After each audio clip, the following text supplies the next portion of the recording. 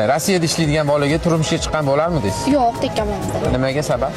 200-300 dollar topadi, aylanib yana o'sha eski tusk kiyimda yana qaytib keladi. Shuning uchun tekkanmiz. Rossiyada ishlaydigan boladan yuzga sovchi keldi, turmushga chiqqan bo'larmidingiz? Yo'q. Mani hukusimga to'g'ri kelmaydi.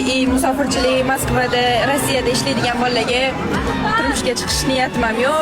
Keyin oilani ham boqolmaydi deb o'ylayman.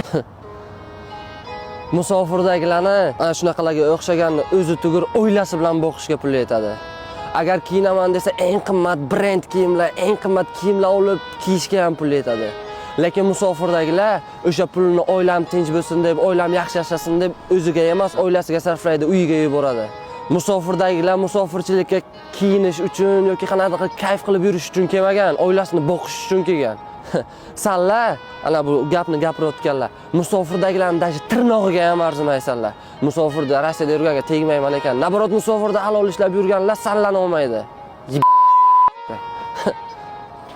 Musofir dardini bekitadi, ichiga yutadi uning sho'g'i.